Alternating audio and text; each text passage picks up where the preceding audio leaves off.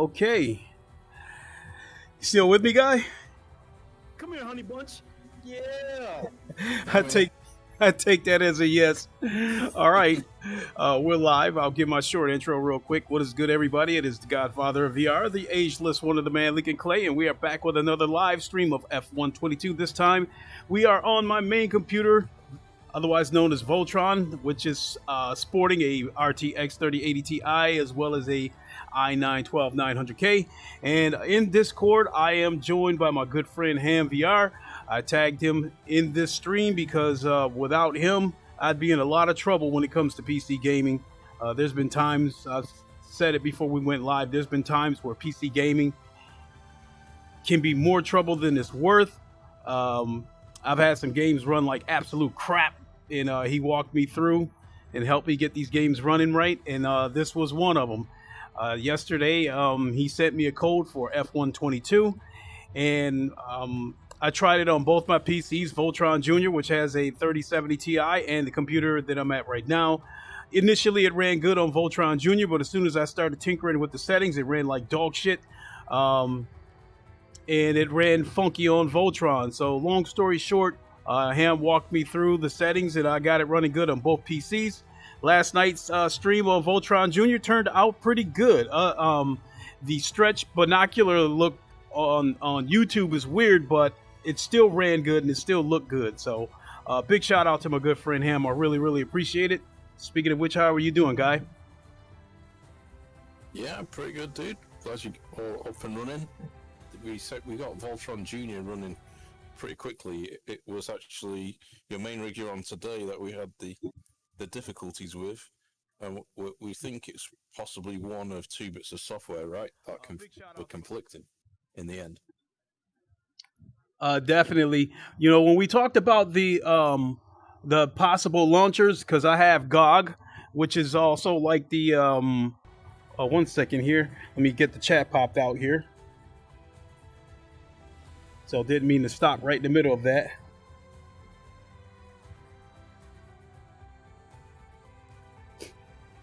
All right, we're good. So I've heard about that before, about if you have too many launchers on your PC, that can cause problems. But so I was aware that could possibly be one of the problems, but the arrogance and narcissist in me thought that my PC had enough power to overcome that. So I kind of just brushed it off. I was chalking the problems up on this PC to one of two things: either this game hasn't been optimized yet in a playable state, or there could have been something when I built this computer. I must have missed something, so I couldn't figure it out for the life of me. So if it weren't for you, I would probably be still screaming at EA and what have you. So thanks again, my friend. My pleasure. Glad it's working. So I'm going to dip into a quick race just for performance purposes. And yesterday's stream was actually kind of fun. Looking back at the yesterday's stream, I looked at the replay of it, and I was very impressed by how good it looked and how well it ran on Voltron Jr. So it's definitely a great situation to be in. So if something happens to Voltron, I have a formidable backup PC.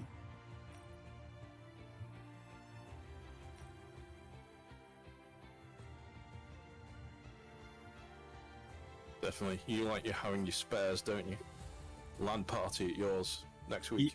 Yeah, sure. You know something? I still have that 2070 laying around, correct? And one of my friends, Craig Harris, was interested in buying it, but he was also shopping around, exercising his options. And he ended up finding a 6600 XT. And so, congrats to him for getting a good graphics card. And for me, it was a win-win situation because if I sell it to him, great. But if I decide to keep it, that's great too. Because GPUs are in demand, even with this collapse. because of the 4000 cars coming up, I think GPUs are still selling. You know, for the most part, I would say this game ran the same on both Voltron and Voltron Jr. The difference is with me running Voltron at 2736p, that makes a big difference in the sharpness. So I mean, this at the grid startup, it's a little bit skittish, but let's see what we got here.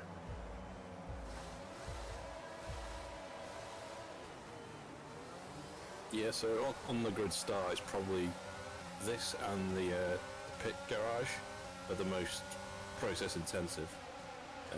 Mainly because of the pit garage, you've got like lots of characters animated working on the car, and there's several screens done on the pit here on the starting line. Mm-hmm. There's obviously 10 different very detailed car models to render. So 10 teams, 20 cars, so there's 2 variations on the skins, so you've got 20 different cars essentially. And then you've got the animated crowd as well. So there's definitely a lot to go on. Yeah.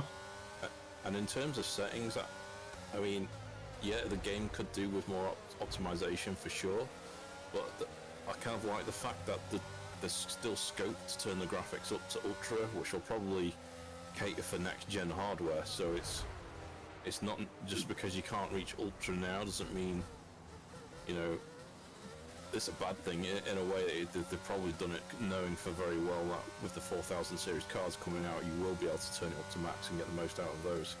Yeah. So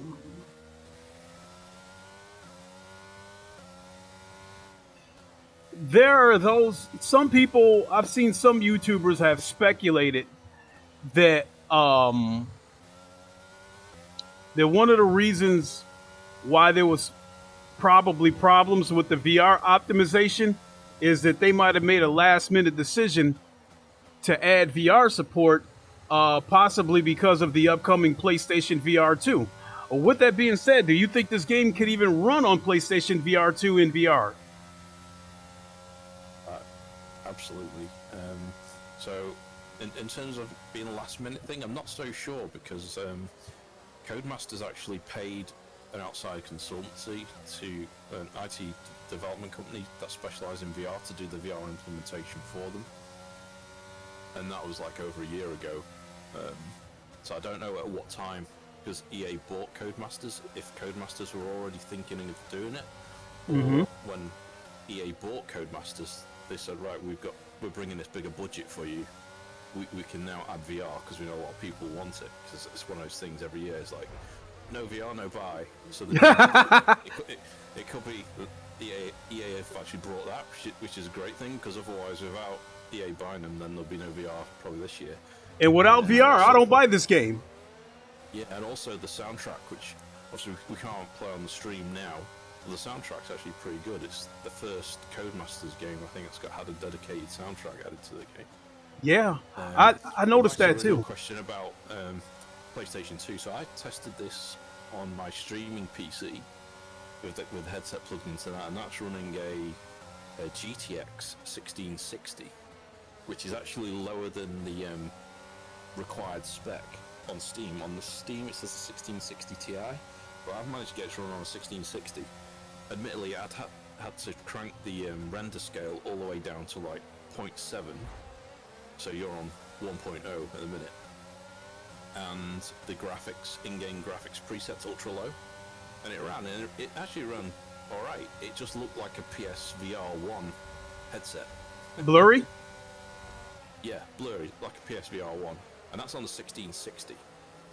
And if you look at the power output, I think that's actually on par with a PS4 Pro, the 1660.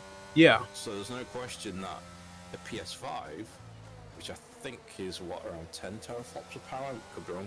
I think it's what was the equivalent, a 2070 or 2080. I think we worked out. That's what people were saying. In my opinion, based on the test that I've conducted on it, I was thinking more of a 2060. Right, but it very well could be a 2070. So the fact that this game will run on a 1660 there's in my mind, there's no question this will definitely run. Plus, you get the advantage of you've got known hardware. One of the biggest issues we've got with PC VR is that so many people's PCs are different. For one, they could be running Windows 11 instead of Windows 10. They could have misconfiguration in Steam VR. They could have misconfiguration in Oculus Home. With one platform, all of that goes away. Plus, with PSVR 2, we're going to have eye tracking and foveated rendering. Yeah. So that's going to give you a performance boost as well. So I think it definitely could. But the only thing I think is, in terms of timing, given that PSVR 2 is probably not going to be till Q1 2023, the F1 23 will be coming out in probably Q2 next year. So it'll probably, hopefully, fingers crossed, they stick with keeping VR in their titles, and they'll bring it to PlayStation there. I'd like to think it comes to PlayStation PSVR 2 F1 22, but I think by the time it's available, they'll be looking at the F1 23 game. Good point. Not only that, since Sony is trying to encourage people to add VR support to their blockbuster titles, I'd imagine Sony's probably going to give them a little bit more incentive to add VR to some of their titles, probably by way of charging them less percentage in royalties.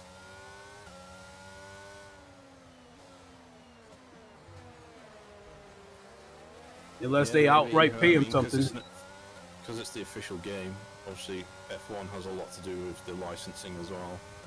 Yeah. But it's already out for PlayStation just in 2D form, so I don't think that would be a problem. Mm-hmm. The other interesting thing I didn't realise is there's actually 2 teams at Codemasters that develop F1 games, and they alternate. So whilst I think for 1 year one team's working on it, and then the follow-up version of the game, they've got another team working at the same time, just so they can bring out a version of the game each year. That makes sense because that's what Activision was doing with the Call of Duty games. They had Treyarch, Infinity Ward, and I forgot who the third one was, but they had 3 studios working on those games, so they were able to put out one every year. Oh shoot! I don't know if you know this year's F1 game is the first game to have a couple of laser scan tracks. So I think the Australian track and one other, I don't know if it's Abu Dhabi. I think it is, with the corner update. They're the first 2 tracks to get the laser scan treatment. So going forward, it's good to see that this game is getting more and more realistic. The handling has been massively improved, and the physics too. Mm-hmm. So it's kind of good that a game that was originally purely simcade, or more arcade, is now coming the other way and making it more appealing to people that like the pure sim. Now, obviously, it isn't on the level of, say, a Assetto Corsa or Iracing or something, but it's getting there, and with more laser scan tracks hopefully coming, it's going to cater for both, and also crossplay, which should be coming out later. I'm not sure when later is. I'm guessing in the next couple of months. That's going to open up the game, the player base as well. So. This game is getting a crossplay? Yeah, that's right. With PlayStation, Xbox, and I guess Origin as well. Oh yeah, that will definitely help. I was thinking that never entered my mind, being that that people were needing to have. It seemed like people were needing to have a beefy PC to get it to look good and run good in the beginning.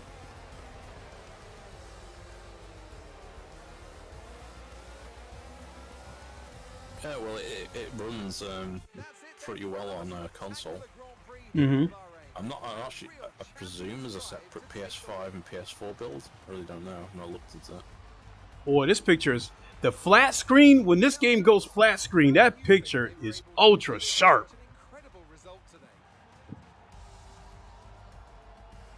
You know, and I've got my computer to set the. Go on. I was going to say, I like how you got your green screen. You look like a mystic ghost in the bottom corner. Oh, you know something? I was having problems with my green screen, right? I was having these what's the word I want to use with the image?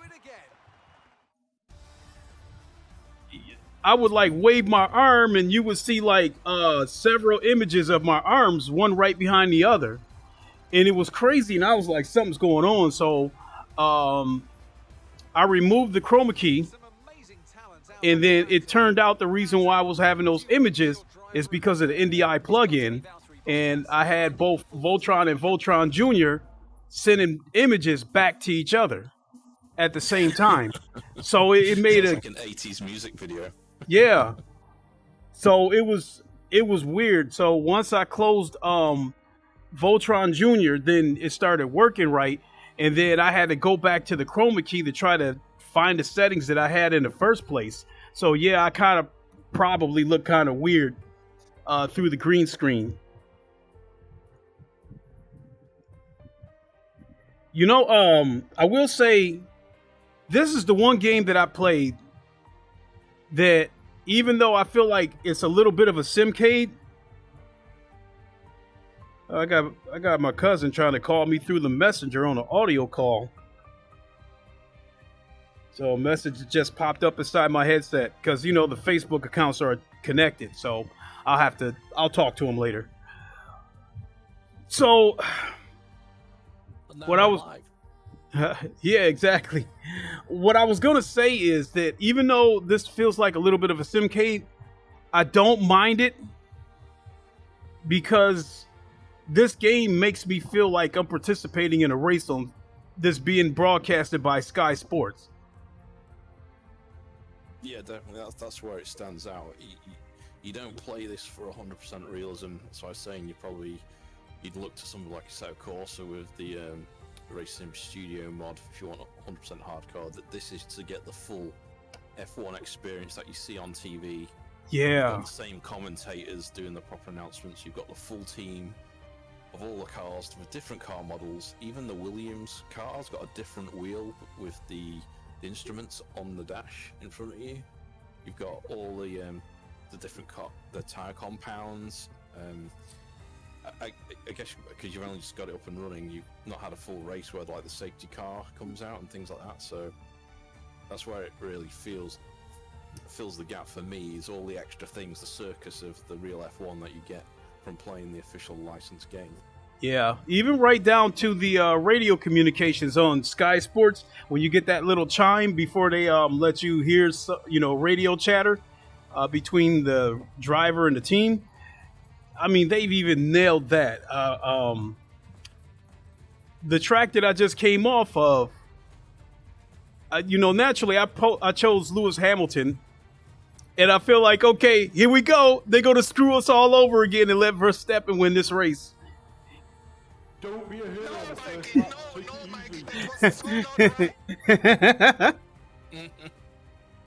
No, Mikey. So, unfortunately, I'm going to have to use the assist until I get used to this game because these cars move a lot faster than the GT3 cars on ACC. Well, that's it. You can have as many or as few assists as you want. Until you learn the tracks, because with some of these tracks we've driven on ACC, there's a good number of new tracks we've not really driven before. Like the Mexico track, Canada. I'm trying to think what other ones. There's a few that we've not really driven so much. Abu Dhabi, Singapore, which is good. It gives us a whole new selection of tracks to get to grips with. Bahrain, another street one. I have to say, as far as the graphics and stuff with this game, the character models still look a little bit, they still look digital, but everything else looks gorgeous. I mean, it's still a good looking game all in all, but the cars, the environment, it all looks beautiful. Yeah, we want the characters to look even a higher fidelity.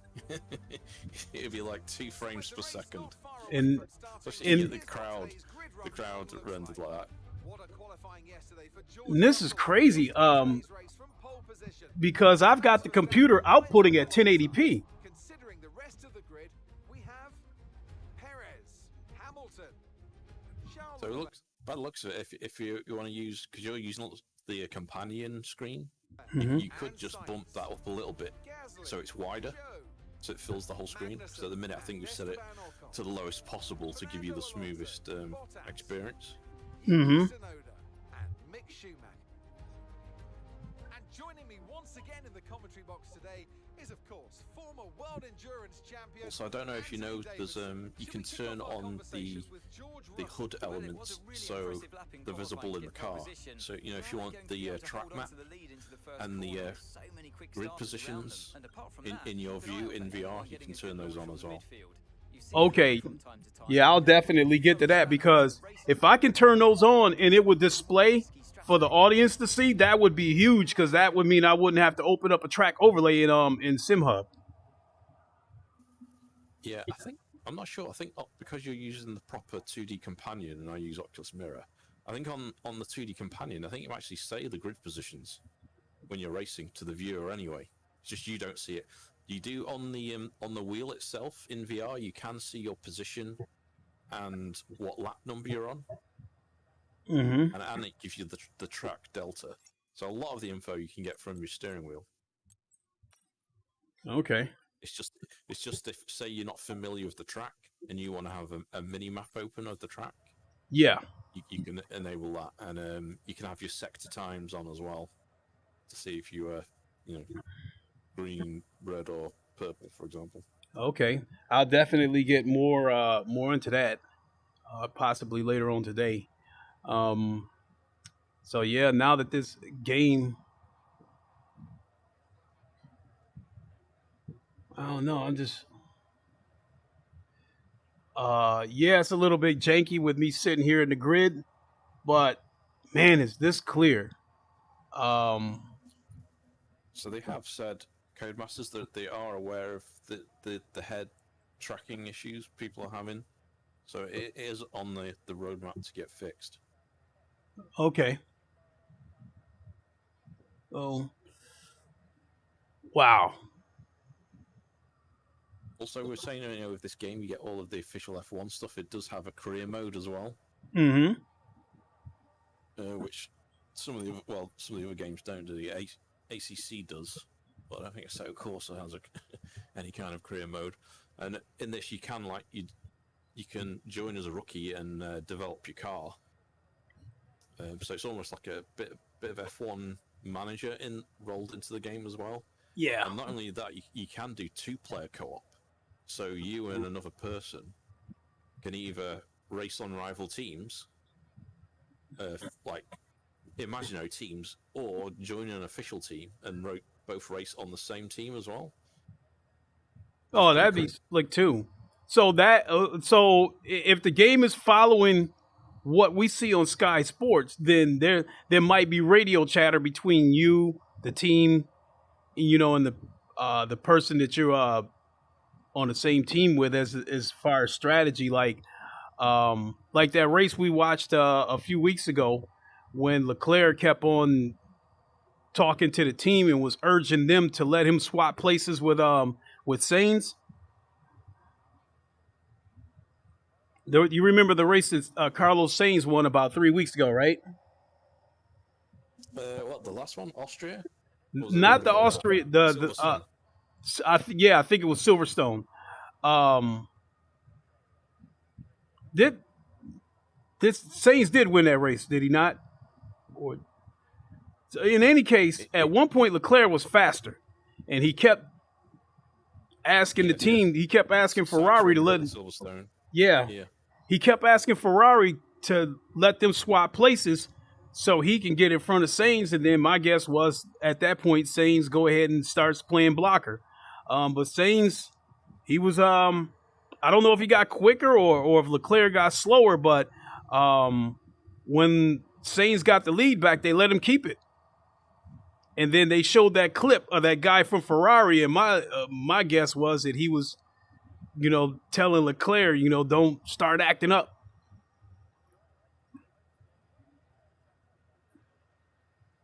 All right, let's go. Yeah, that track I just came off of with the night lights and everything, it felt like that race all over again where they screwed Lewis Hamilton. Only I'm Lewis Hamilton.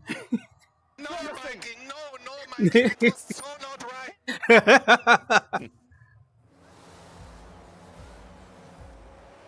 mean, So what level have you got the AI set to? it's on easy, and I got the assist turned on because, for one thing, these cars are much, much faster. This is a track that I'm not familiar with, and then, at least in VR, it seems like I'm sitting so low to the ground in these Formula One cars that the track looks flat. A lot of these tracks look flat. They don't have the kind of change in elevation that I see on ACC, especially in VR. With ACC, I can see from quite a distance that the track's got a hill. It's got a hill. It's got a turn that drops in elevation, and so I'm aware of that. Now, even though I can see clear as day on this game because it is razor sharp. Even in VR, the track is flat, and I'm still moving a lot faster. So, if it weren't for these assist lines, I would be flying off the track. So you got your base shakers on now? Yeah. Nice. So yeah, because it plugs into SimHub, you can always use the overlays that you're using for ACC as well. Yeah, and that's the track map for the viewers and the grid positions. But if I turn on the track map within VR, won't they be able to see it that way? The in-game track map? It'll be pretty small because it'll be the size of the steering wheel for the viewer. Oh. But I think if you turn on the on-screen display settings in the game, I think you can turn it on just for the companion screen. Oh, okay. I'm sure, 'cause I tend to use Oculus Mirror just because I like the view better. It's not so stretched out. And in which case I then use SimHub's track map and positions, that we use for ACC. Okay.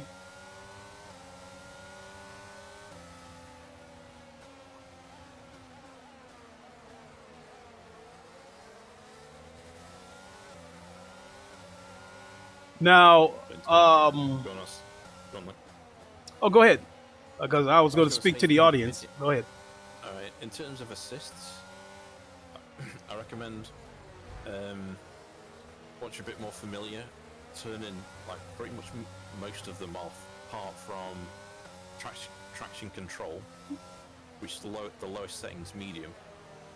Because if you turn that off and you're not used to it, you'll find you have to be really slow and progressive with the accelerator, so you'll spin off with that. So I'd say keep that on for a bit. And if it's a track you're not familiar with, have the brake assist on low. Yeah. So it'll give you that slight brake, and that'll give you a clue that you're probably going too fast. If you've got the racing lines on. Because as you see on here, the racing lines that it gives you are standard. They're color-coded depending on the speed you're going at. Yeah. So those are the two I'd recommend if you want for your next step, if you've got a few on. Yeah, that will be the eventual plan, to get good enough at this game that I'll be able to turn off all these lines.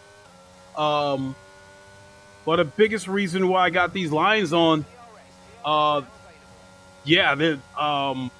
not used to Formula One cars the way I am the GT3 cars, and I'm not familiar with a lot of these tracks.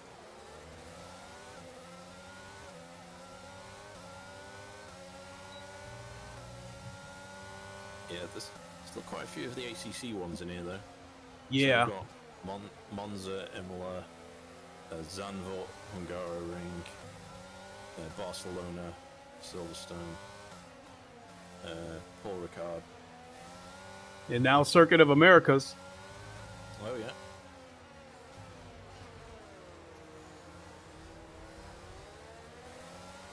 So what I was going to say to the audience is, in terms of the visuals, this is what I was looking for in VR. Now, granted, for the most part, this is running good. It still has, it still gets a little skittish here and there. But in terms of the visuals, this is what I was looking for, and this is one of the reasons why I was excited about this game when I heard that it had VR support, because I was hoping that this game was going to usher in the next generation of VR, because realistically speaking, VR is immersive, and I'm still passionate about VR, but I'm not going to jump up and play a game with Roblox graphics just because it's in VR. I hate to say it, there's a ton of games that I played in VR that the poor, like, the PS1 graphics just made it hard for me to get into it. And when it comes to VR, Half-Life Alyx is like kind of the benchmark for how good a VR game can look. And as far as racing games goes, I was excited that this game would usher in the new era of, super clear VR, and that would make it more immersive. And when this game got off to a bad start, I was pissed off and disappointed. So now this game is at a state, and I mean these lights, the crowd. I mean this track looks alive, and it looks good enough that I feel like I'm participating in a race on Sky Sports. So the only, in my opinion, the only thing right now that's breaking that immersion is these assist lines that I have on. Once I get good enough that I can turn these lines off,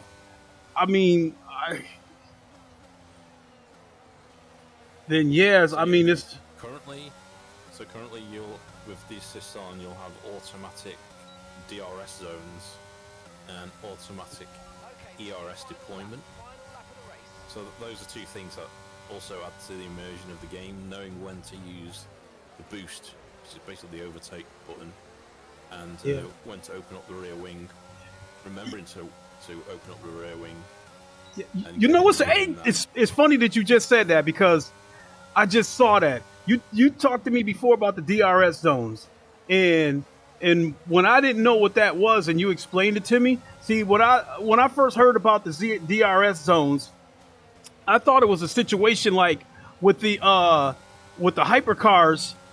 in Le Mans. I think those cars are electric and gas motored, and I think there's a part they have zones where they can use the electrical part of the car as a boost. So that's what I thought DRS was with these Formula One cars.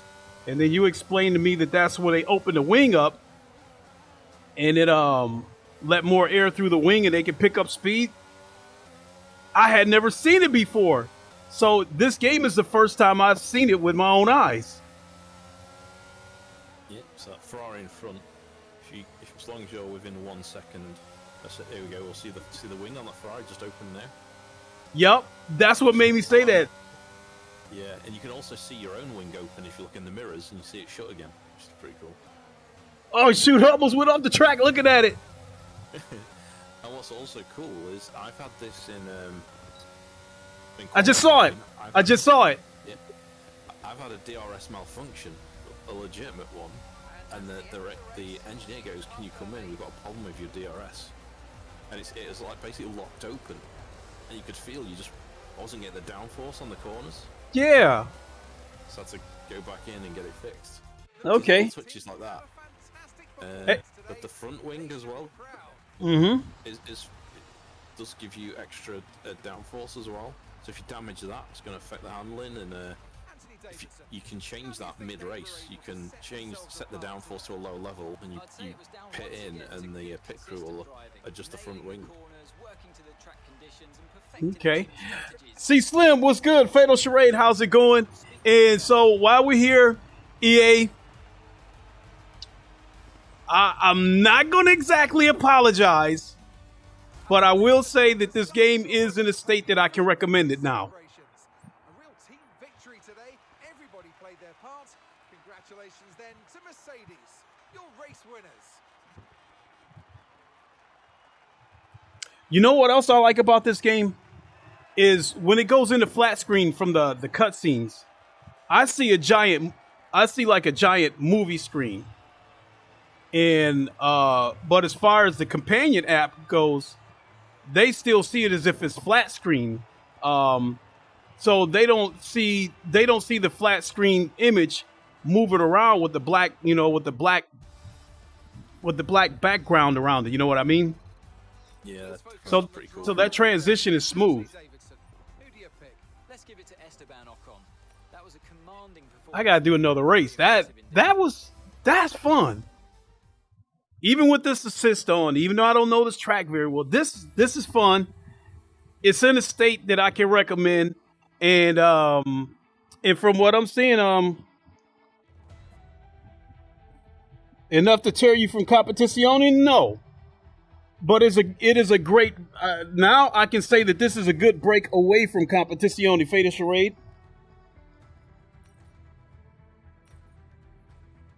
And thanks again to him. We got the game looking good and running good. So now, highlight to add in. Okay, let's go. So now the game looks good enough that I can play it on either PC. It runs good on both PCs. The big difference is on Voltron Jr. I got this game running at 2096 through the headset. And on this computer, I've got it running at 2736. And I can see the difference. I mean, on this PC, it is unbelievably sharp. Even in VR. Most games in VR, you take a little bit of a hit. It looks a little bit downgraded. But, yeah, this looks good in VR, and the picture is razor sharp.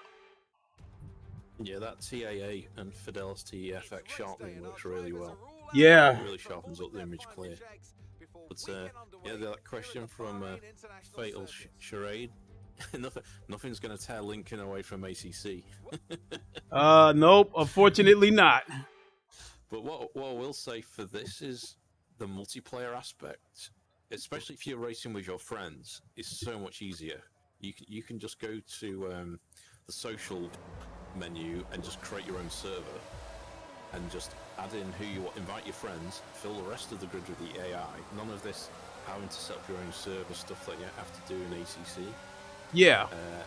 And also, what's cool, found out when I did it with Salsa and Book the other week, if you lose connection, a bot will take over your car, and you can specify in your server settings how good or bad the bot is, and then you can reconnect to the server, spectate your car, then jump back in it and rejoin the race.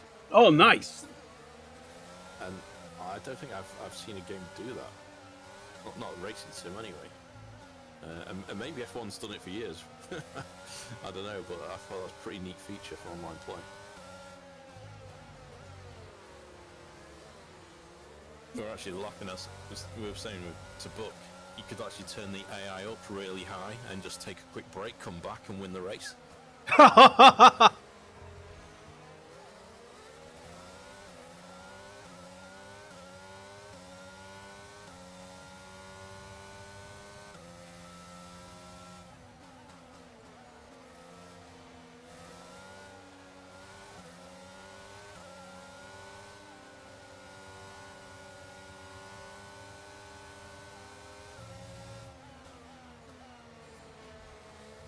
So you've got a couple of Quest 2 headsets, haven't you, Lee? Yeah. And you've still got the Thrustmaster set up. So do you think you're going to get your son to race on Voltron Jr? I've tried, but he's not into it. I think maybe once he starts driving in real life, he might have an interest in it because He actually starts driver's training on Monday. Well, there's lots of money in F1 if you can make it. Send him down to the go-kart track. Yeah. But he'd be getting a late start. I mean, Jardier was racing ever since he was a kid. I think the only reason why he's not a real-life race car driver is because he's so damn big. You might have told me before, is there a racetrack near you? Major racetracks? I don't know. Like, there was the Detroit Grand Prix. I don't know if that still exists or not anymore. I don't think it's a Formula One race. Because I looked over the Formula One schedule, didn't see a Detroit stop on there. As far as a major track goes, we have a track in Brooklyn, Michigan. I don't know if it's still called the Michigan 400 or not, but NASCAR races were held there. And yeah, all the big names in NASCARs was at that track. It was also one of the tracks that they complained about because, you know, the track had potholes and cracks and shit like that in it. Because that's to be expected because we got some nasty winters here.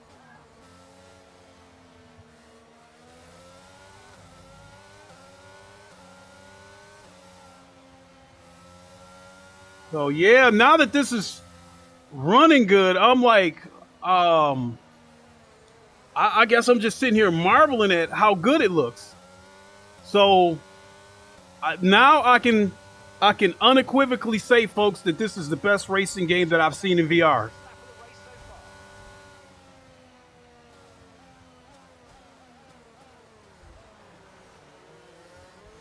And with that voice command where you talk to the pits, what would I put at number 2?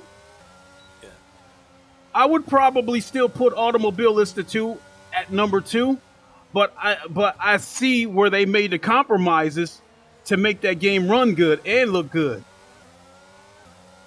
You know, the cardboard cutouts of the fans. When I was racing in VR and I got out of the car didn't have wheels, it didn't have headlights, tail lights, it didn't have a windshield. It was like it was basically a car body just floating on air. So I'm assuming that that's stuff that they probably felt from the cockpit view. You're not going to see that stuff anyway, so there was no point in rendering any of that stuff. So yeah. Automobilista 2 is one of the best looking and best running sims in VR. Whereas ACC, if you want the shit to look good and run good, you're gonna need a beefy PC. Hence why I asked you to help me with Voltron. Also, I don't know if you've noticed that for each car, each team's car, the sounds are different. The engine sounds are actually been recorded from the original sounds of the teams. Yeah. And in the pit garage, apparently they've taken background audio from the actual garages. So there's some audio Easter eggs in there. And the official playlist, the audio playlist, is some of the tracks that they listen to. Okay, Valtteri's giving it everything. Oh, no kidding. You know the other detail that they paid attention to that I really like is when these Formula One cars come into the pits and they get a new set of tires. You see how the tire look like wax? Oh yeah, they've got that sheen on them. Yeah. Yeah. So you put half a lap on. So this game, there's actually puncture damage. So if the tires puncture, they'll roll off the rim of the wheel. And, no kidding. I don't know if you've got damage on or off on the motor on, but if you stuff it into the wall, the entire suspension will smash up and the front wing will destroy. Nope, I don't think. Asking, what about iRacing? So iRacing looks pretty good. I played it about 6 months ago now, and I think some of the tracks I've played on, I don't remember them looking like very detailed. It ran well, but I think it's almost in the same camp of AMS2, where it's because iRacing, because it's quite old, the game engine runs very easily on modern day computers. And AMS2 is on the Madness, based on the Madness. Well, it uses the Madness engine, which I think from the very start was designed to be very well optimized. Why it works very well in VR. So, in terms of spectators in iRacing, are there spectators? And are they animated?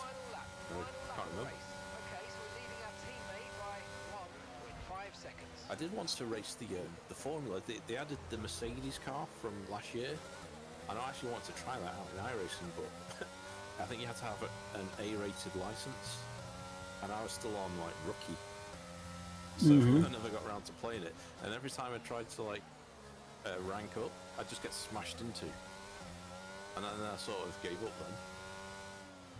So speaking of which, everybody, if you guys are having a problem hearing him, let me know, and I'll go into the Discord and turn him up. But I hear him. I hear him perfectly. Okay. I actually turned it down because I was coming across and the stream super loud for some reason, like massive blown out. So I turned my mic down. I've had to play with the settings because one of my streams, they couldn't hear me, but the car was like super loud, so I had to like turn down the car. So to give you my 2 bits on iRacing, Fatal Charade, to put it in simple terms for me, it is one of, especially in VR, it is one of the smoothest running games, racing games that I've ever played, but it shows its age in terms of the graphics. It looks old. I'm not a big fan of the physics because the cars seem kind of bouncy to me. Now I think with ACC, these are finely tuned machines, and it feels like it. It doesn't, you know, I mean, on iRacing, the way some of these cars bounce around, I feel like I'm driving a Volkswagen Jetta on Monza. What a great race it was. Tell me, Ant, how did they manage to achieve this win? Well, this was a real And then the other thing about iRacing, sometimes you see the car bouncing, but it doesn't translate to the force feedback. perfection. A shining example. When I do ACC, if you see the car bouncing, I also feel it in the wheel. You watch my streams, you see the car bouncing, you'll see my hands going like this, you know, from me trying to keep the car stable. Up on that podium once again. That character model of Carlos Sainz, that looks real, real good. I think it's the Alonso a character that makes Kev laugh. There's something not quite with his grin. He looks quite funny. Mm-hmm. Let him have it, Lewis. I'm still hopeful that he can get back into this points race. Sainz model looks pretty good. Yeah. Now, let's discuss, Ant. Who would you say is a contender for driver of the day? It's got to be Lewis Hamilton. I mean, he pulled I think I could turn up the difficulty a little bit. even by his standards. Well, what an end to another fantastic weekend of racing. Thanks to everyone who joined us, and we'll see Can I change the settings in game, or do I have to do it from the main menu? What is it you want to set? The difficulty. I think I can turn it up a little bit.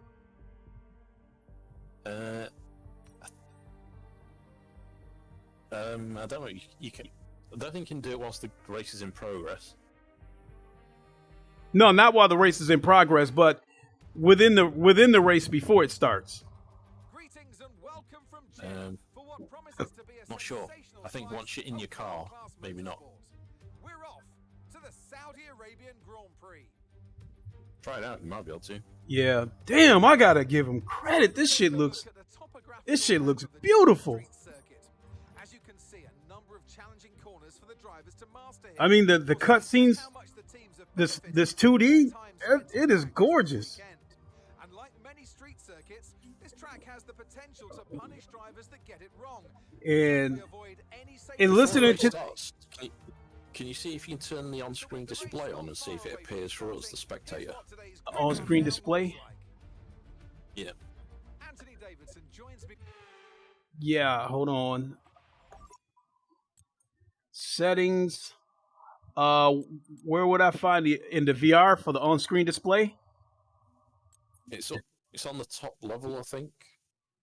So where you've got graphics and VR and audio, I think there's one called on-screen display. Is this within the graphics or within the the VR settings? Neither. Okay, let me back out. So we've got the Grand Prix settings. So we got it. So on there, down to the left. I keep forgetting my view of your stream's a little delayed. So. So no, not on that one. You go upper level. So it's not in VR. Okay, I'm going to sit here for a second to give you a chance to catch up so you can tell me where to go. Yeah. So, yeah, this top level one, you've got on-screen display. I can see it right next to weekend structure. Okay, so I backed all the way out. So it sounds like what you were saying was back in the VR settings because that's where I was at. Not in the VR settings, no. So where you've got assists, weekend structure, simulation settings, audio settings, at that level, there's one called on-screen display. You had the menu in the bottom left.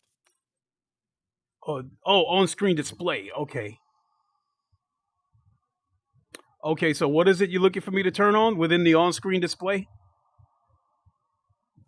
When it comes up on the stream, I'll tell you. I think you just turn it on. I think it is on.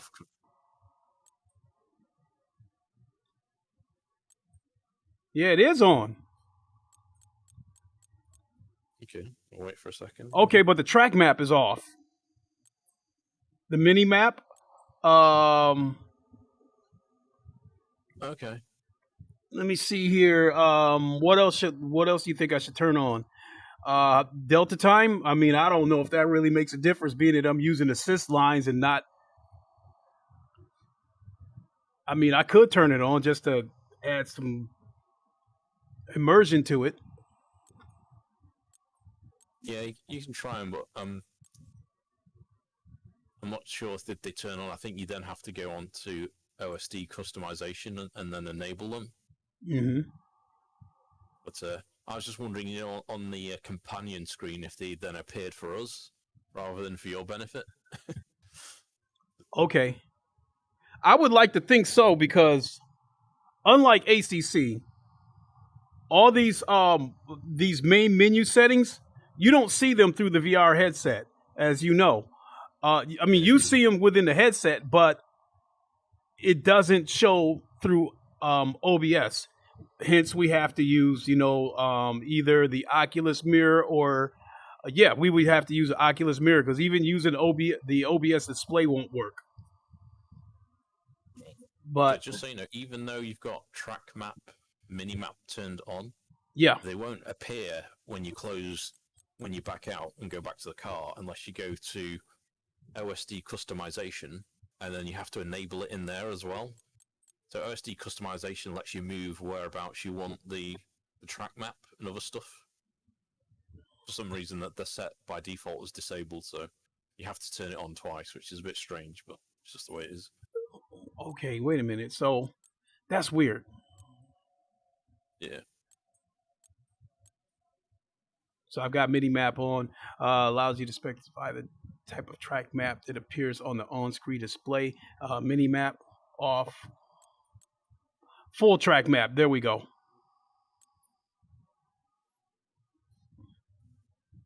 All right. So should I give it a shot and see what we got? Yeah, you can try it, but I don't think it'll appear unless, like say, you go into on-screen display customization, where it said wrong way indicator or something, and you have to then find track map and enable it. Okay, here we go. Okay. It can be a bit tricky to do unless you've got the keyboard or an Xbox control to hand, because all the buttons are numbered based on your wheel. And unless you can remember what number relates to what button, it's a bit difficult. So I'd say do that off stream later. Okay. So at the moment, I'm in the on-screen display, and through the customization, I have the track map set to full. But you're saying even when it turned on, you still might not see it? That's correct. So even if it's turned on, you have to go into the additional customization screen and then enable it again. Because I don't know why there's two settings for it. Oh, okay. So I went in, I checked that, and I've got the wrong way indicator on. So what else is it that I'm supposed to be looking for? So where you can see wrong way indicator, Yeah. at the bottom of the screen there'll be something like toggle display item or something, and you can toggle through all of the different HUD items and configure them separately. So is it select element, I think's the one. And these things are numbered. I don't know what the numbers are. Yeah, that's why I'm saying it's hard to do it with your steering wheel, because unless you know which button on your wheel's which, if you got your keyboard to hand for your gaming PC, then as soon as you touch your key, there you go.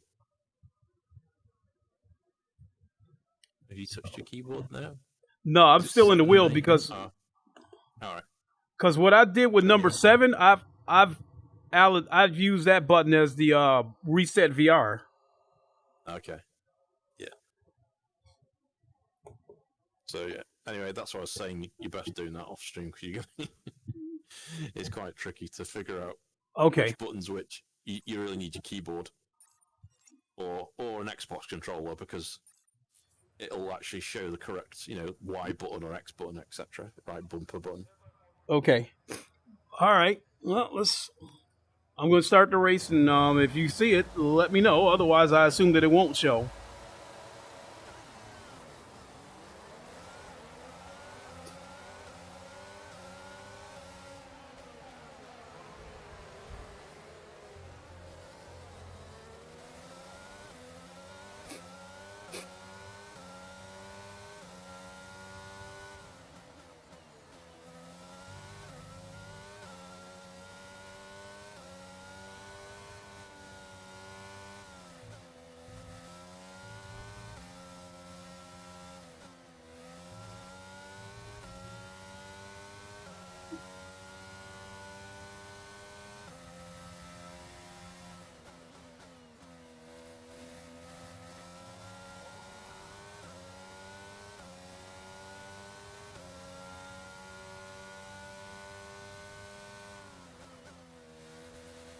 You know what's crazy with these F1 races?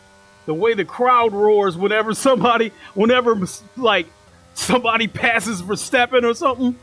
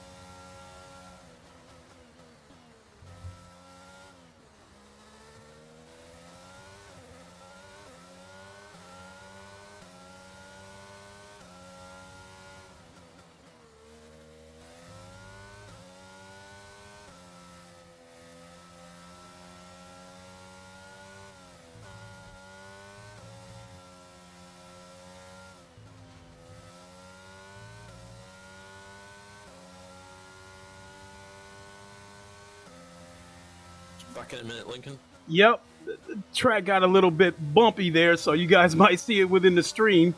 In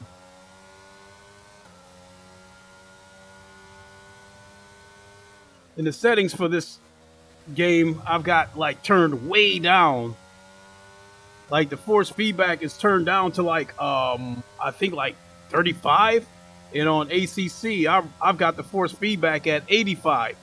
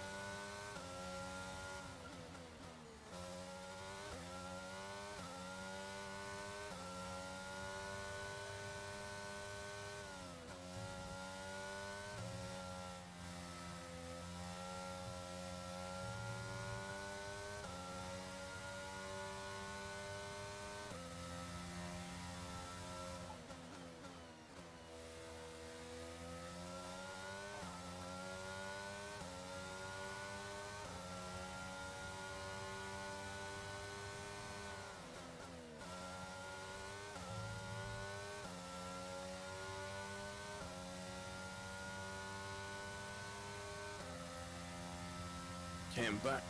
Alrighty. Oh, oh, oh!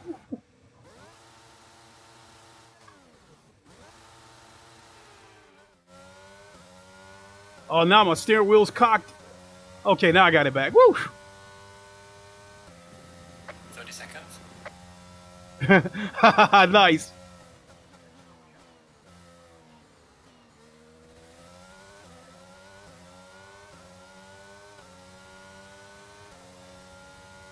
Oh, nice slide. How do you think you've got the force feedback set to 85 for ACC? It depends on the car. Turn quite low then.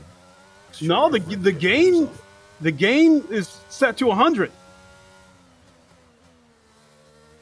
The in-game feedback strength. Not the game. The game settings. Yeah, So what do you have the game gain set to? a 100. Really?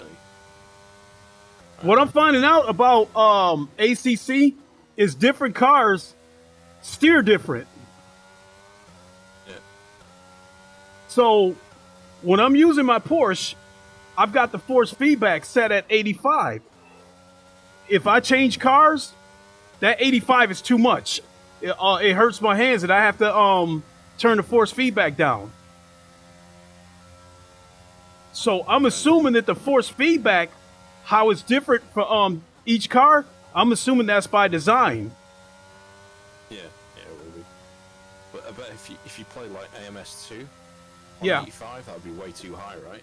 'Cause that's It really not only is it on the feet. not only is it too high, it's unplayable because the oscillation would be so bad you can't even hang on to the wheel. Right. You probably need a specific preset for it. Yeah. That was the fastest lap of the race. Keep this up. Well done. And so instead of using presets, what I was doing was I would just use preset 1, put in a specific game, and if the feedback was too strong, I would turn it down. If it was too weak, I would turn it up instead of setting presets for specific games. Now I understand that.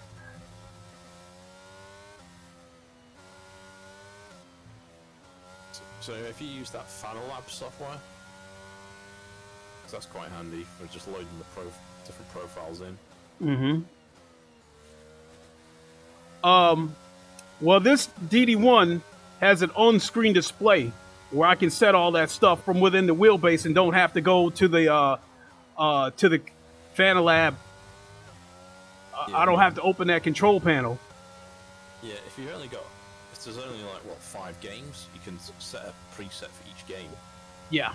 But obviously, if you've got more than 5 sims, then you quickly find that you're having to overwrite the preset. So where Fanalab comes in is, you can save your preset to a profile in Fanalab, and you go, right, I want that one for this game, and it'll just load it into whichever preset bay.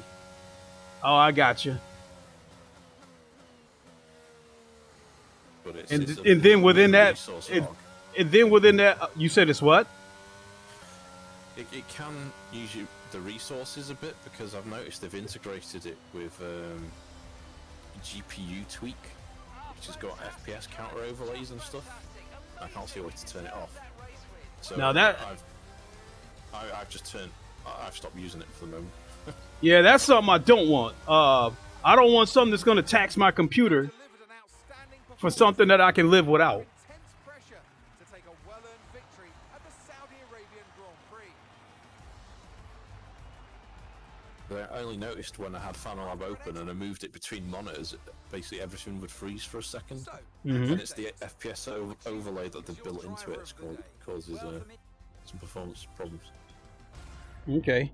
I take it you weren't able to see the track map that race? No, I couldn't see it. Okay. So I guess you'll have to do it with that customization settings in your keyboard later. Okay.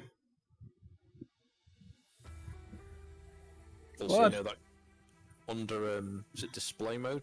We've got it set as low as possible. You could probably bump that up to like 1080p if you're going to use it. I'm sure your Yeah. PC will handle it. Yeah. I think it's more useful for people to be aware that's the settings to turn down, because if you're running a 4K monitor, you might think, oh, I'll just run the companion screen at 4K. That's going to tax your GPU quite a lot, as Yeah. well as running VR, because you're running almost 4K per eye, so that'd be like running 3 4K monitors at 72 FPS.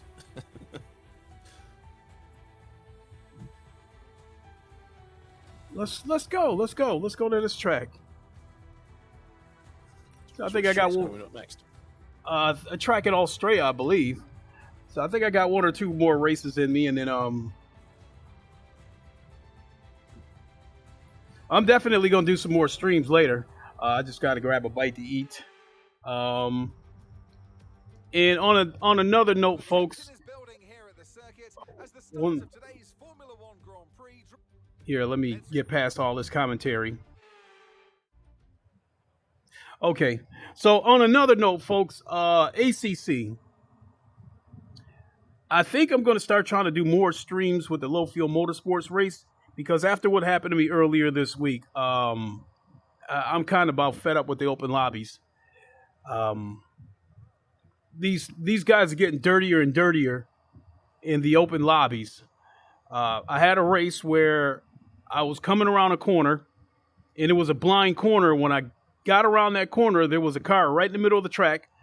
I tried to avoid him, and then his guy pulled his car right in front of me on purpose so I would run into him. So obviously this was a guy that was pissed that he probably got taken out and decided he wanted to ruin the race for everybody. And this happened to me like in 3 separate races. So this isn't a coincidence. We're starting to get more and more assholes jumping into ACC. With the low fuel motorsports race, because of the requirement to get into those races, you don't see dirty racing. Now, people do get a little bit over aggressive, in my opinion, but they're not dirty. So I can live with that. So all that being said, I'm going to try to do more low fuel motorsports races. So that means you'll probably see me doing the same track a couple times a week, versus jumping around into these open lobbies and have my race ruined by an asshole. Because it's getting harder and harder not to retaliate with these guys. I had that one moment where I lost it and I retaliated, and but it's getting harder and harder to keep my cool. So I think it's time for me to move to another direction and enter some races where people actually compete, race hard, but race clean. So, all right. Let's see here. Let's go.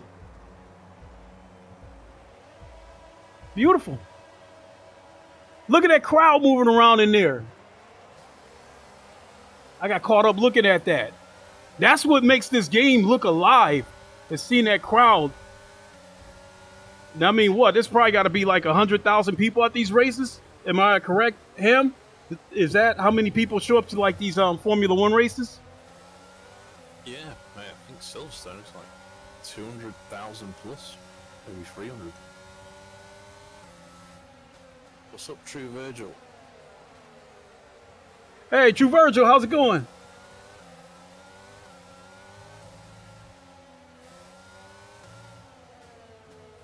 He just took out the board. Oh, yeah. Know why I took that board out? It's because I was too busy looking at the crowd, being amazed by how many, character models are in the stands, and they're all moving around. So it makes this race, it makes this race feel alive.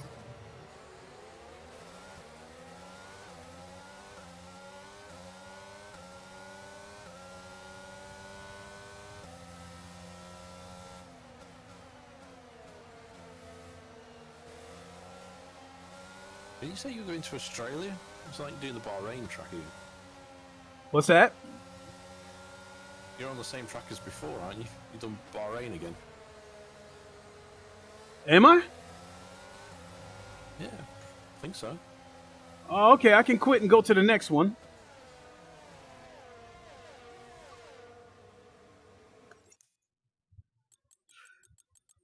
And tell because it's nighttime. Is this track Singapore and Abu Dhabi? I don't know how you boys do it. VR racing get to me. It looks fun though. True Virgil,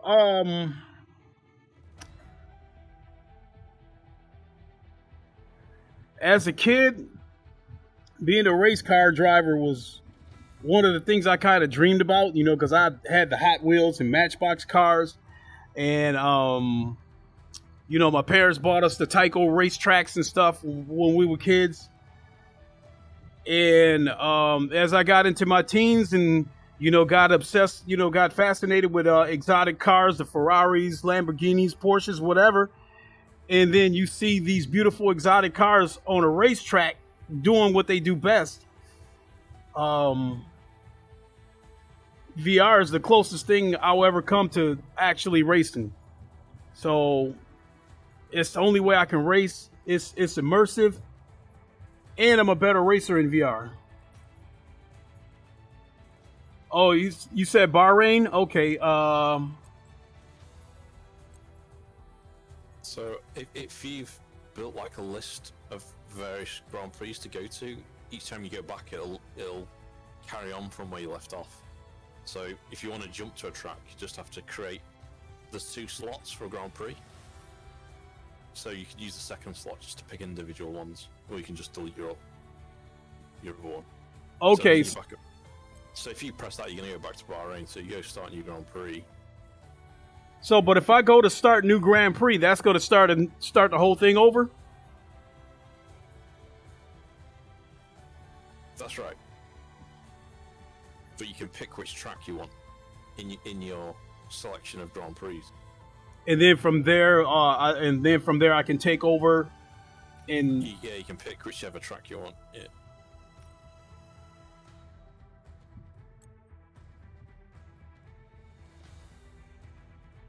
See, I haven't even been keeping track of what tracks I've been doing. I've just been racing.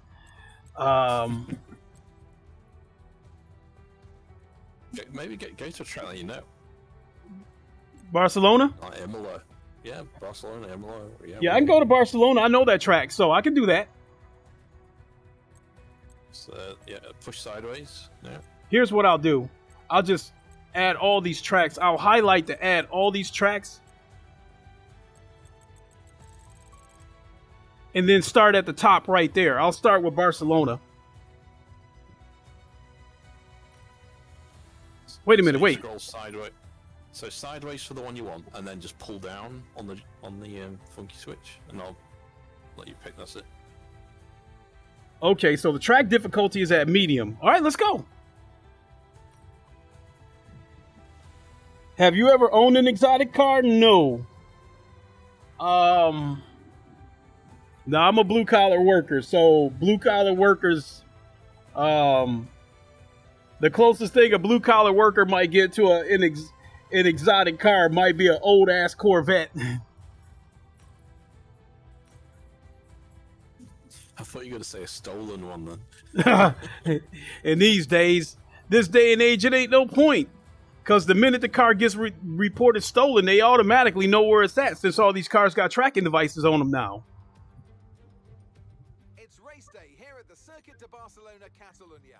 Track that's certainly Yeah, they're still getting stolen over here. Mhm.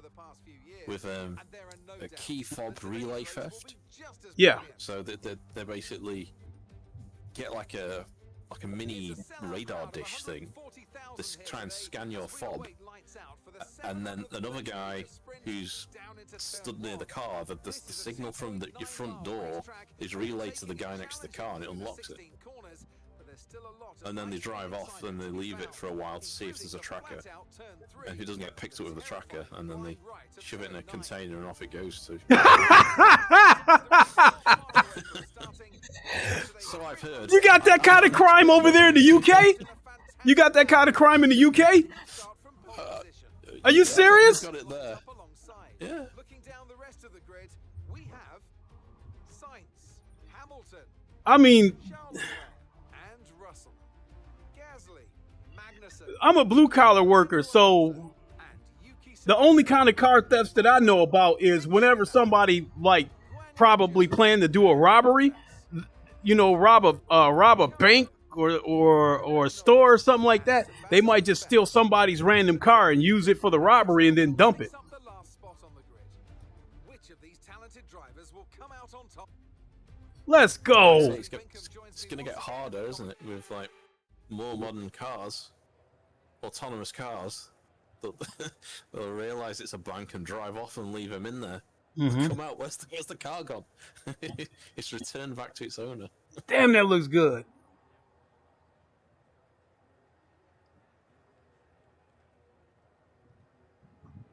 All right, let's go. Wait a minute. I don't think I see the arrows. Oh, there they go.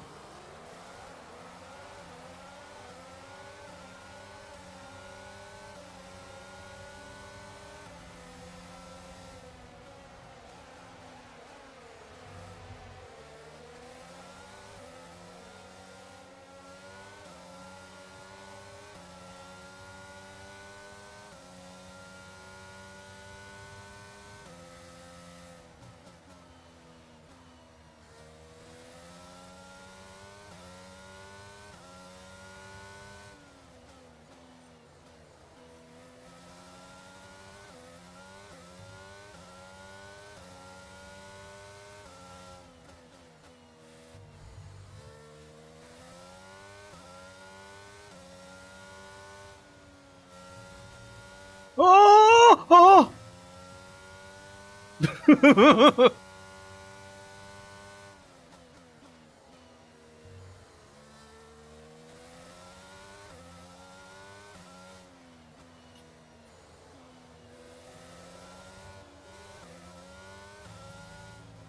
The sun can make it hard to see some of the track too. Yeah. Have you driven in the wet yet? Not in this game. So the other thing, it's got obviously a setting for dynamic weather, so you can have, so it'll just start raining. You have to pit switch to wets or inters. So how much does the rain tax the hardware, and how does it affect the visuals? So there is like a rain effect on the visor. Taxes it a little bit, but not a ridiculous amount.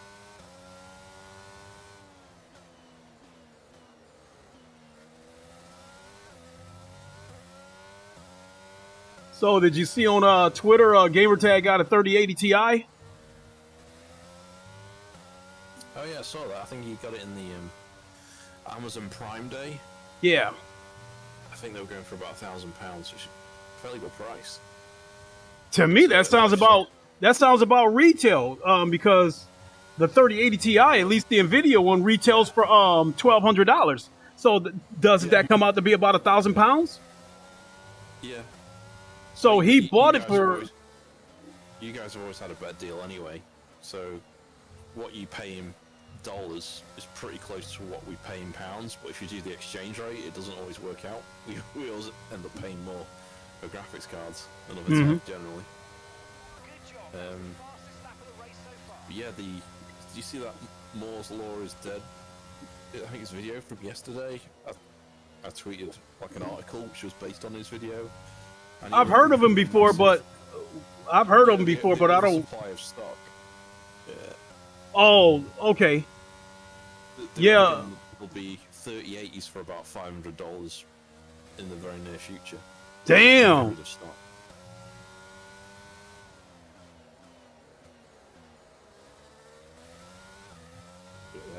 If you don't want to wait for 4090s all I want, that'll be the card. And then I think we'll be good. We should be able to run anything. At my age, I would like to think the 4090 will be my last card.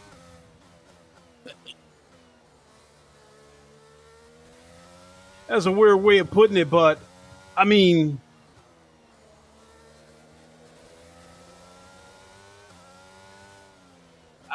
like, this 3080 Ti can pretty much run anything that I throw at it. But the highly demanding games, you still have to make compromises. We still have to make compromises in a set of Corsa Competizione. And even though I haven't played Flight Simulator on the 3080 Ti, I know that there's still going to be compromises because I've seen benchmark videos where the game, you know, running flat screen was still struggling to hit 60 frames in 4K with 3090s. Well, I'll phrase it another way. The 4090 graphics card will be all the cards you'll need for VR for the current gen of headsets. So I think you'll be able to run nearly any game on a Reverb G2 at 90 Hz with good graphics at native res. Probably Flight Sim as well, I'd hope. But where the issue is, we've got the new Pimax Crystal coming out, haven't we? There's a couple of them. Yeah, there's a few which are like 8K headsets. Which, Well, yeah. They got a You buy. ain't gonna run one of- I think they got the Pimax. I think the Pimax 5K it is that outputs at 1440p. I think this is supposed to be like their, you know, I want to say like entry level headset. Yeah. And even the Vario Aero is quite difficult to run native res. But I particularly like that new Pimax Crystal's got interchangeable lenses. And they're aspheric lenses, aren't they? They're not Fresnel ones. Mm-hmm. So you should get less distortion and less glare.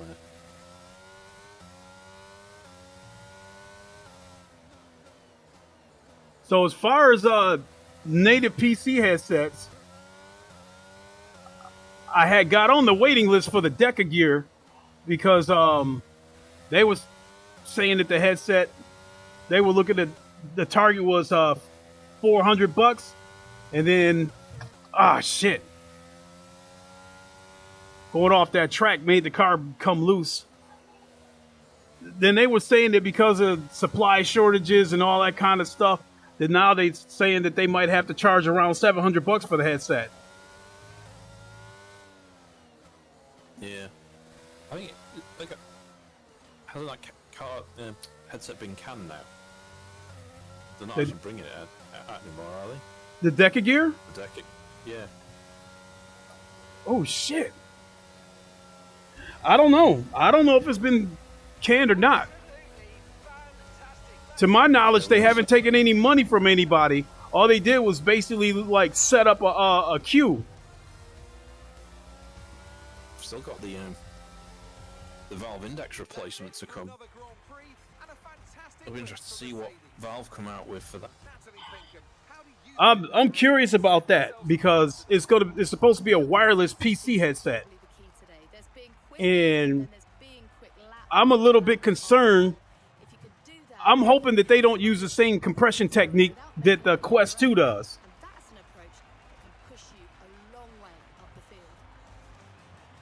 It'll be, was it Y-Gig, won't it? It'll be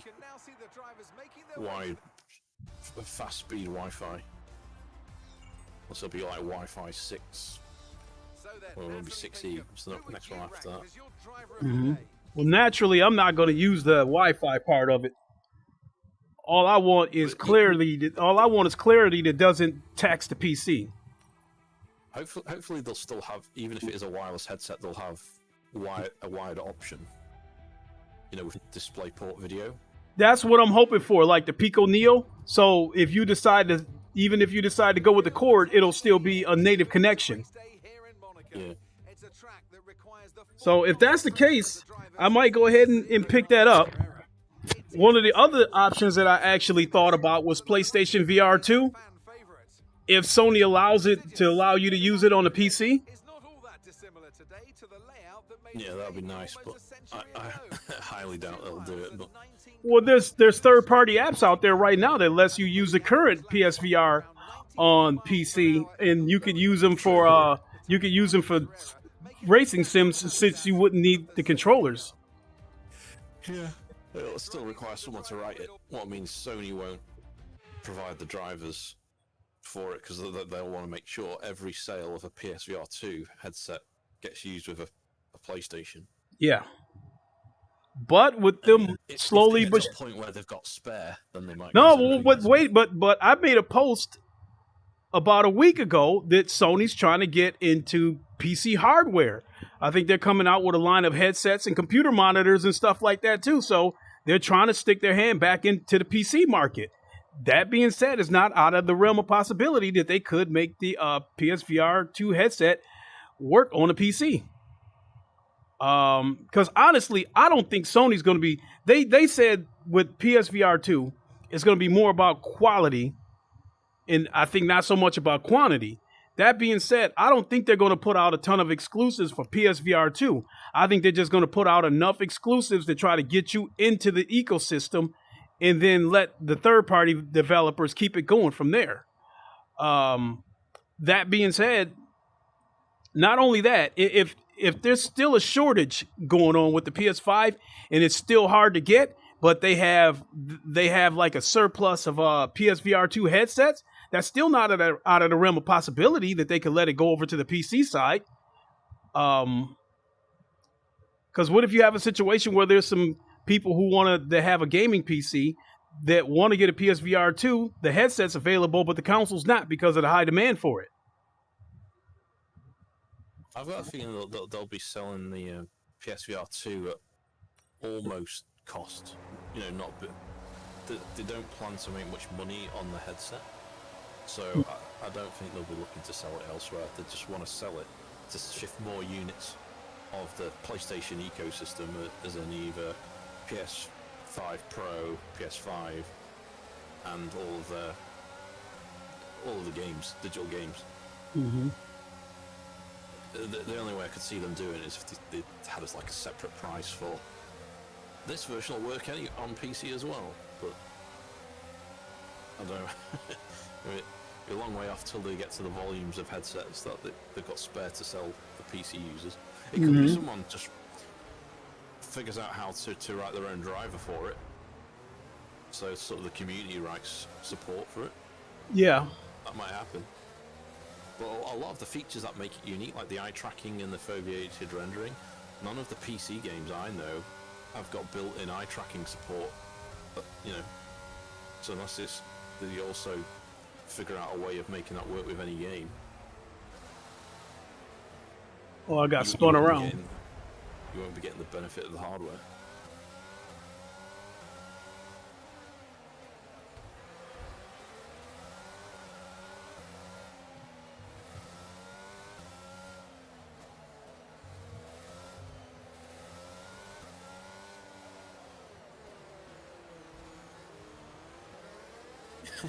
You're supposed to break for that bit. Yeah, I don't. Monaco's a tricky track in VR. Definitely. It's a tricky track full stop. But when you play this in 2D, a lot of players play it above the halo, and with that view outside the car, you can see more easily how close the tires are to the wall. When you're in cockpit view, it's a bit harder. Yeah. VR mode is easier than cockpit mode in 2D, but it's still hard.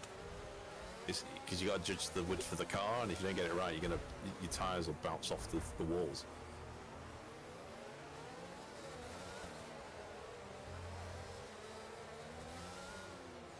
Look, seems to be running good. They're playing alright for you now? Yeah, I mean, Stream looks good anyway, speed-wise. the way I'm chalking it up is if I move my head around a lot, it gets a little bit skittish. Yeah. So the way I'm looking at it now is I think it's got that right amount of bounce to simulate roll bumps and stuff. So porpoising, just jump up and down in your seat. Ah!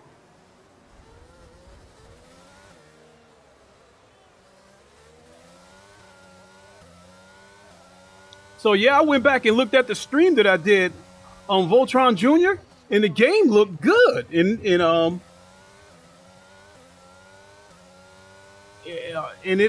it ran pretty good too. So I was pleasantly surprised.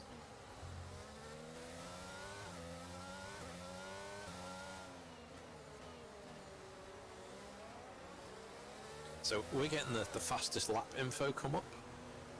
DRS enabled. Yeah. So that info's appearing. Oh, that it's showing you guys that? Yeah. I'll have to play around. There must be a way on the 2D companion screen to get the grid positions shown up. Okay, so quick question. In my lower right hand, in the lower right hand, I see two logos. I see what looks like a headphone logo and a menu icon. What is the headphone logo? What is it? That's to talk to your pit crew. So Okay. push to talk for radio. Yeah. If you press that once, and then you can say driver in front, for example, and it'll tell you which driver's in front of you. Okay, so I don't know what button 11 is then. So. Oh, wait a minute. I just heard it. Okay. Full race update. Okay, you're in ninth position. That's Gasly ahead. They're on fresh softs. Alonso behind you now. Okay, the gap is less than a second. They're on fresh softs. Distance to the leader is 6.6 seconds. Look after these tyres now. We want to finish the race on this compound. 2 laps left. Next time by will be your final lap.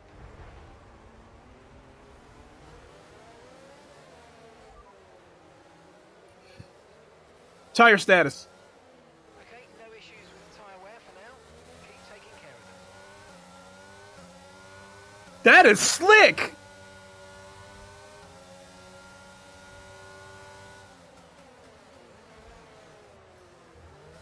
Yeah, definitely handy if you're sim racing, especially in VR.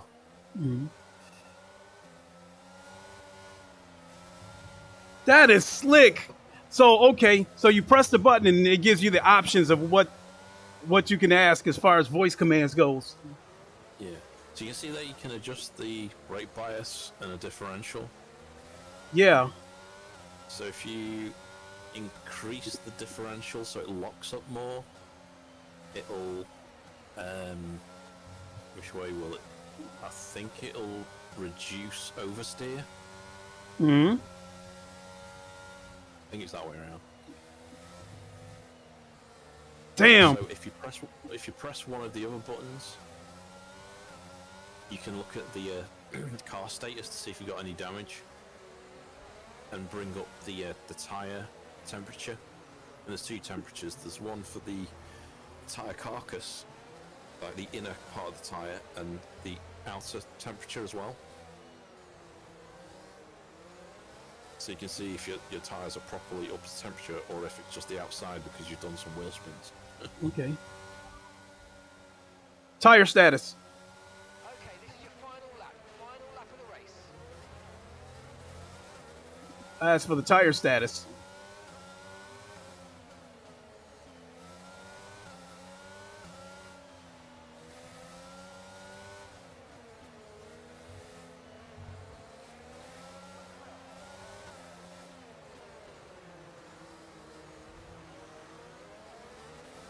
I was checking eBay looking for a Formula wheel. Alright. I think the GT3 wheel works pretty well. It does. Especially in VR where you can't actually see the buttons. I think with the Formula wheels, you've got to bear in mind you've got more buttons which are closer together. Mm-hmm.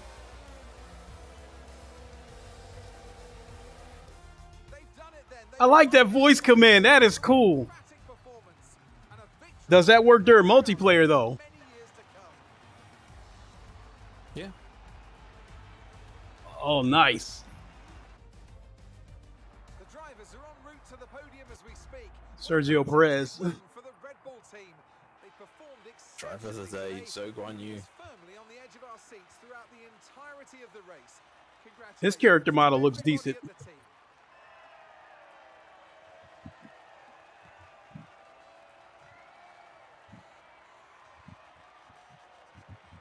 Even the Monaco Harbour area looks pretty good with all the yachts and stuff. There's people on the yachts. Yeah. Spectators.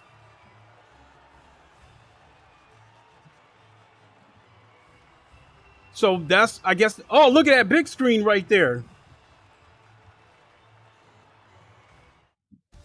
So I gotta give him credit right there that everything you see flat screening, I see in VR. It's not a situation where they had to take this out and take that out. Well, after an incredible day of racing, who was your driver of the day, Ant? Guanyu Zhou gets my vote today. Well, what an end to another fantastic... Oh yeah, so you mean I'm seeing the big screen as well now? Yeah, that was slick. Let's go.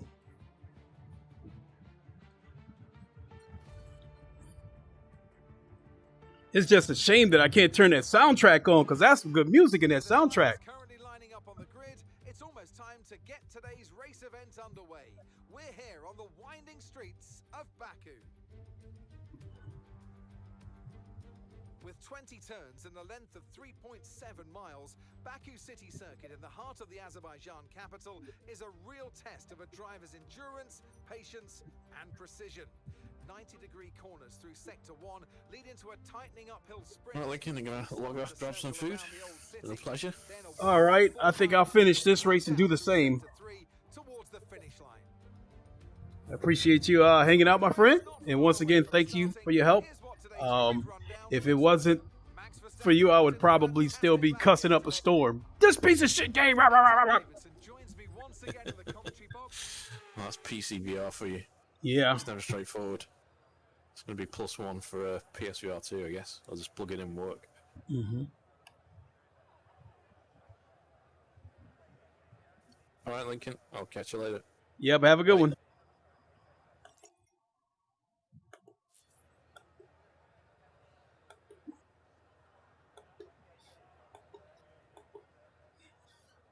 All right, folks. We will do one more race, and then I'm going to grab a bite to eat myself. Let's go.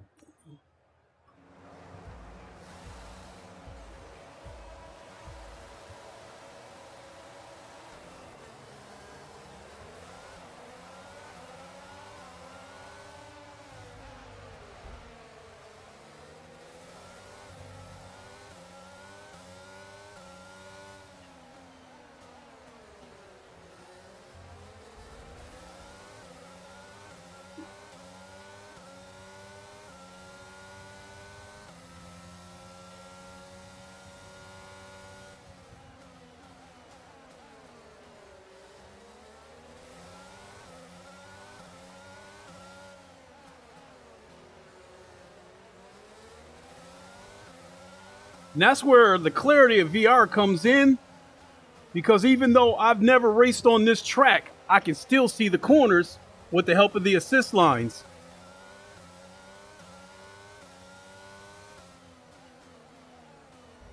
I mean, I can look down here and see just how tight it's going to be and see how I can approach it, even though I've never been on this track before.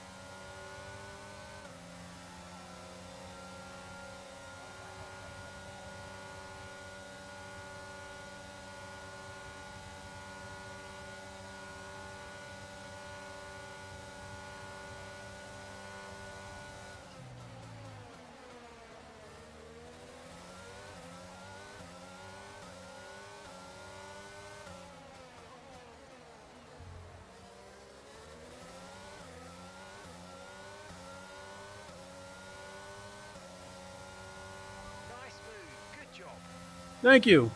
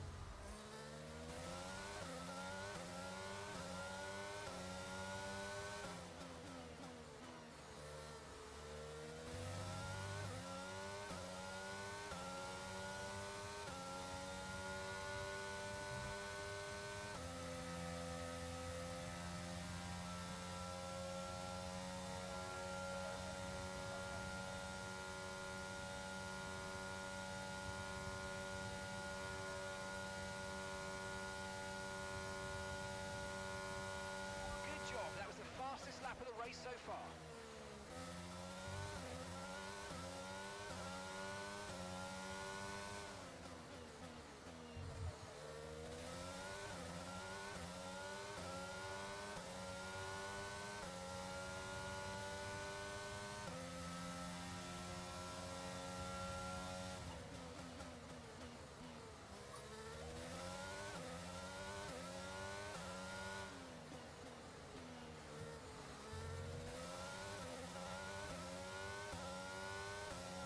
Trying to avoid the sausage curves.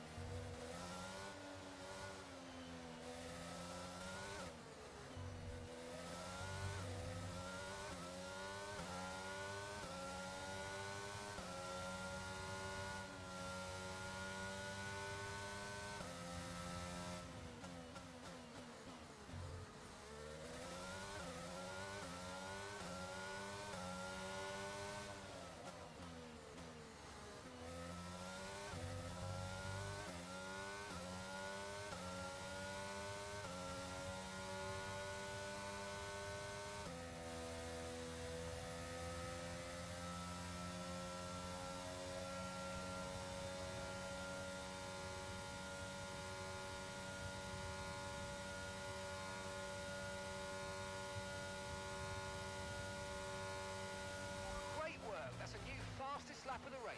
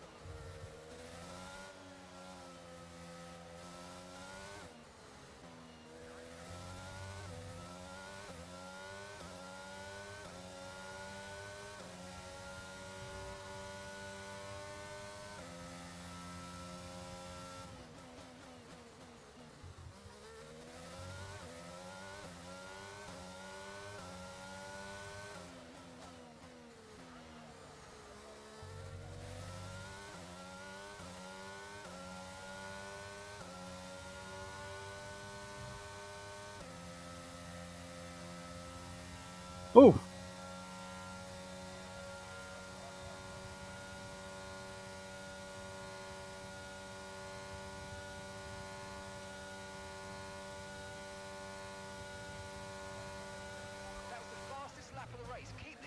done.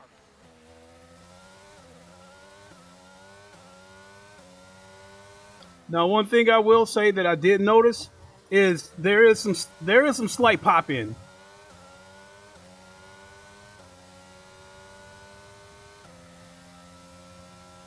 But it's not near as bad as, like, say, ACC.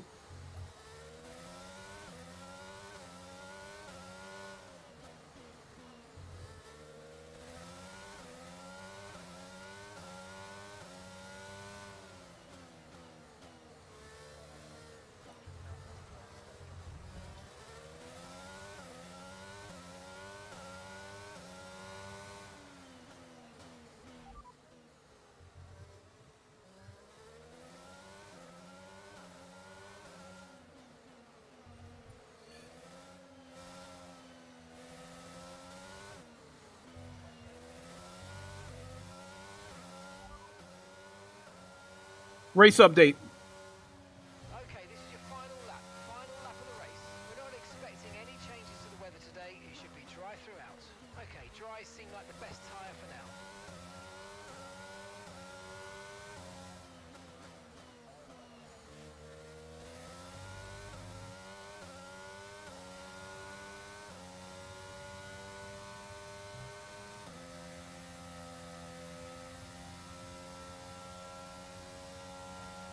Yeah, my wheelbase, the car gets a little loose and it makes the wheel snap. So every now and then you guys will see some jank when that happens within the force feedback. Yes, fantastic! You've just won the Grand Prix.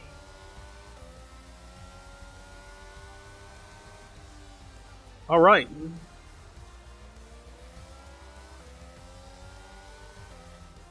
And so ends another Azerbaijan Grand Prix. A fascinating race and a well-deserved victory.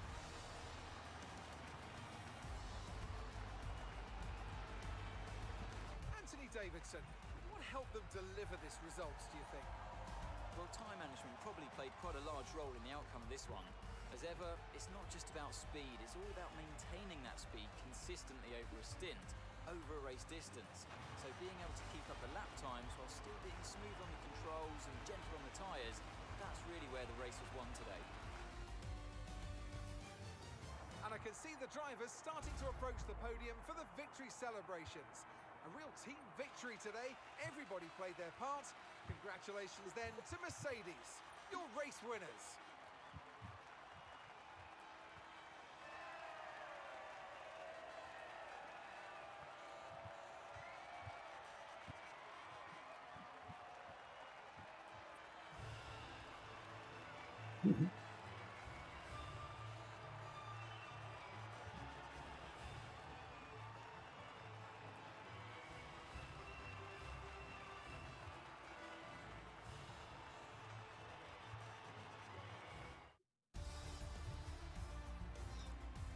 All right. Some amazing talent out on the track today.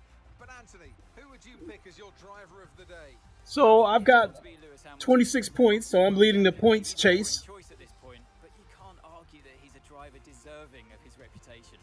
Well, what an end to another fantastic weekend of racing. Thanks to everyone who joined us, and we'll see you for the next one. It's fun. I had fun today, and I had fun on Voltron Jr. streaming on that. Game runs good now on both PCs. The difference is with me running this headset at 2736p, that made the difference in the sharpness, but it still looked good on Voltron Jr. running at 2096. So now I am happy, and now I can approve of this game. And so, yeah, you'll have to like play with a couple of your Steam VR settings. But for the most part, yes, I can. Yeah, I can give people the green light to say, hey, if you want to play this game in VR, yeah, you can do that. Now, and I don't think you need to have a super powerful PC either.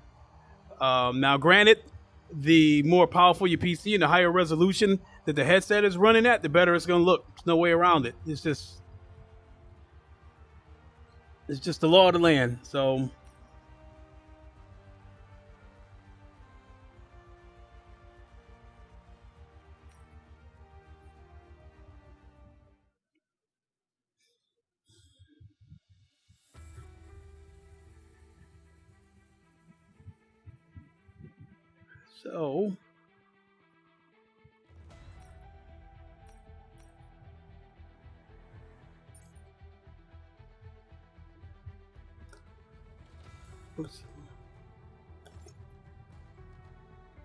So, yeah, we're going to go ahead and do that.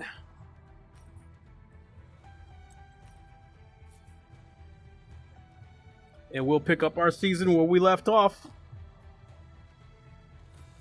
Possibly later on today or tomorrow. So, as we used to say in the old school days, I'm starving like Marvin, so I'm going to go ahead and hang it up. And plus, I want to go back and watch the replay and see how it looks. But for the most part, I am happy. I'm good with it. So, until the next stream, thanks for watching, everybody. And we'll see you on the next one. I'm not sure what that'll be, but it'll definitely be something later on today. And we will see you then. Until then, you guys know the line. Wakanda forever. Long live the king, and deuces. See you, everybody.